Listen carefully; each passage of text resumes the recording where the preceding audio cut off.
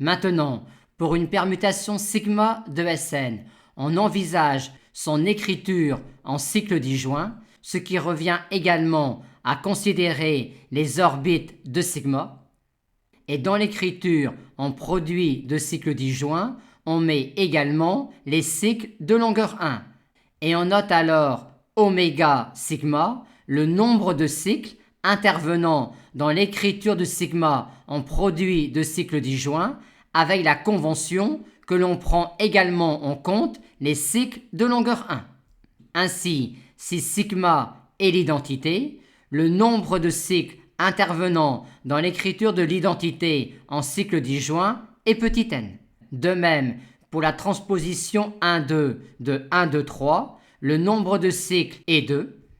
On définit ainsi une application oméga qui, quand elle s'applique à une permutation sigma de Sn, nous renvoie le nombre de cycles intervenant dans l'écriture de sigma en produit de cycle disjoint, en rappelant que l'on prend également en compte dans cela les cycles de longueur 1. Dans la suite, on note Snk, le nombre de permutations de Sn pour lesquelles le nombre de cycles disjoints intervenant dans son écriture en produit de cycle disjoint est k.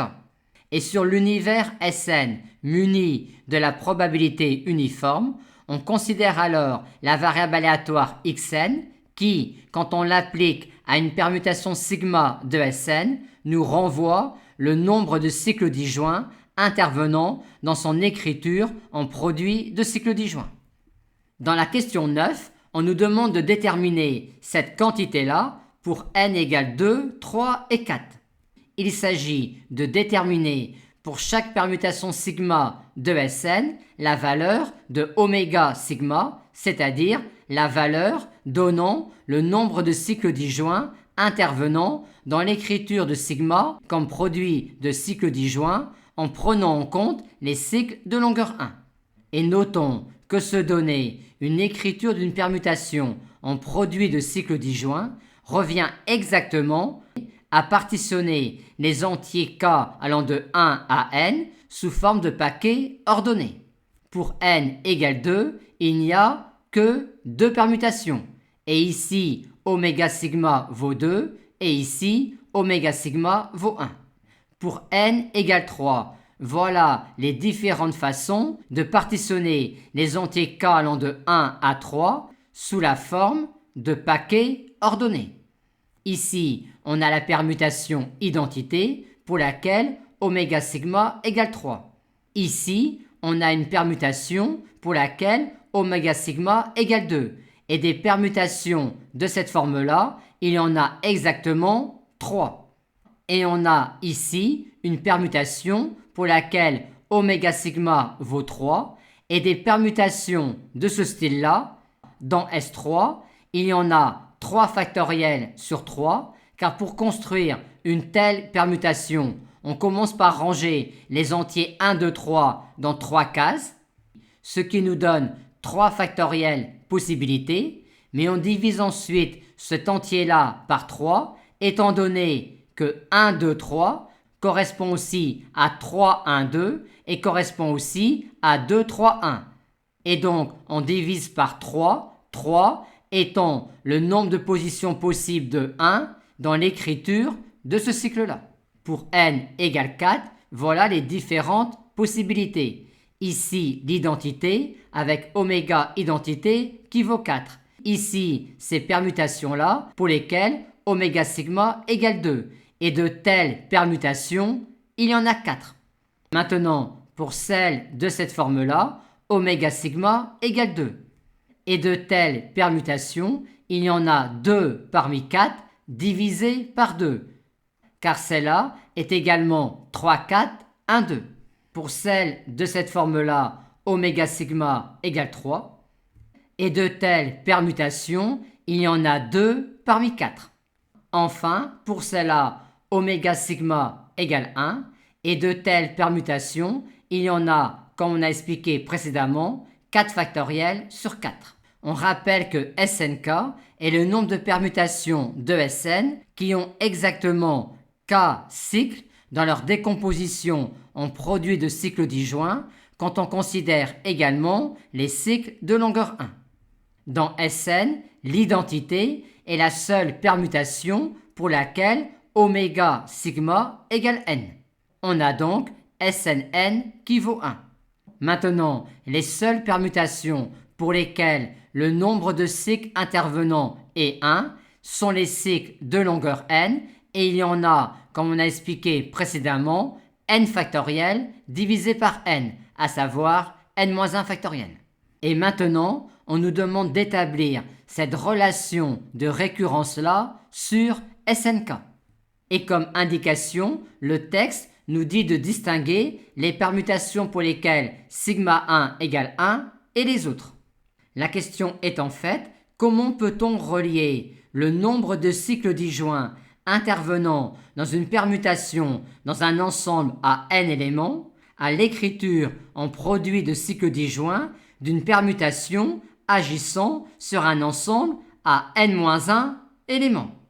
Et quand on regarde une écriture en produit de cycles disjoints, on voit une partition des entiers de 1 à n en paquets ordonnés, comme par exemple ici.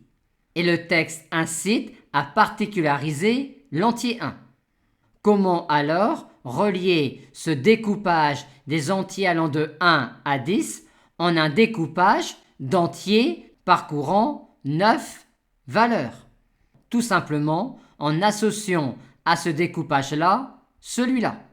Ainsi, à un découpage des entiers allant de 1 à n, on lui associe un découpage des entiers allant de 2 à n. Mais un découpage donné des entiers allant de 2 à n peut provenir par ce procédé de n-1 découpage des entiers allant de 1 à n. En effet, là-dedans, qui va-t-on mettre comme image de 1? À condition que 1 n'ait pas pour image lui-même. On vient donc de montrer que le nombre de permutations de Sn pour lesquelles, dans leur écriture en produit de cycles disjoints, interviennent k cycles et pour lesquels l'image de 1 n'est pas 1, il y en a au total n-1 multiplié par S de n-1k. Par contre, si on considère maintenant les permutations pour lesquelles il y a dans leur décomposition en produit de cycles disjoints k cycles, mais pour lesquels sigma 1 égale 1, il y en a cette fois-ci Sn-1, k-1. Dans la question 11, on nous demande d'établir pour tout réel x cette formule-là. Or, on vient de caractériser par ces formules de récurrence-là les Snk.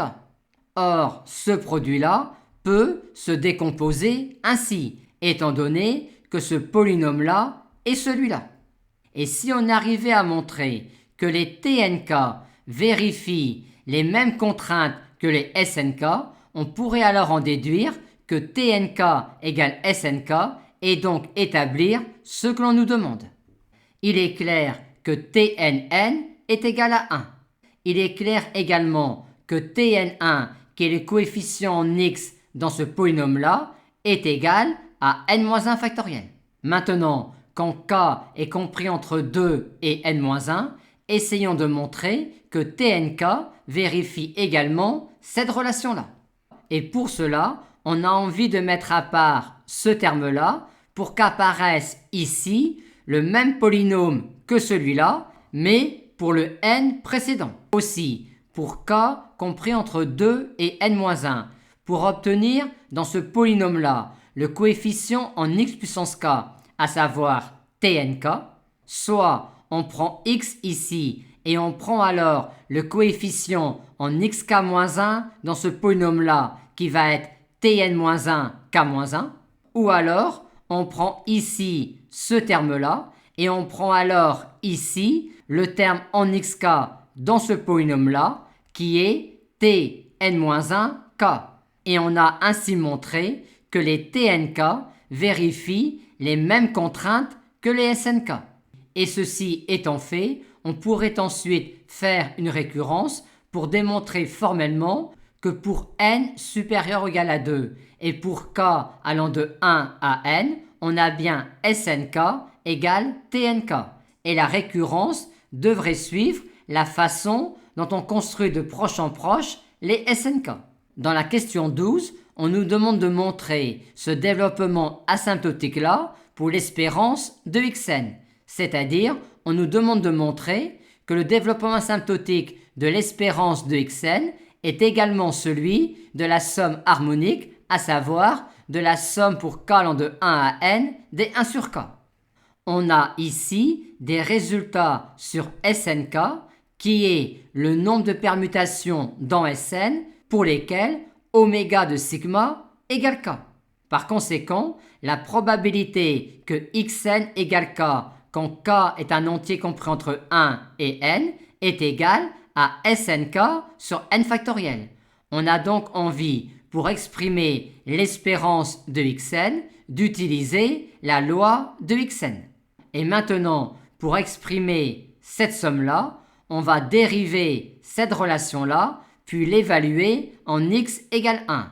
En notant p de x, ce polynôme-là, on a cette expression-là de p' de x, et donc cette expression-là de p' de 1, ce qui nous donne bien le résultat demandé. Maintenant, dans la question 13a, on nous demande d'établir cette formule-là. Et pour cela, on a encore envie de dériver cette relation-là, mais 2 fois, et ensuite de l'évaluer en x égale 1. C'est parti. On a tout d'abord l'expression de p' de x, puis celle de p seconde de x, puis enfin celle de p seconde de x évaluée en x égale 1. Aussi, cette quantité-là est-elle égale à celle-là? Ce qui est bien ce qui était demandé.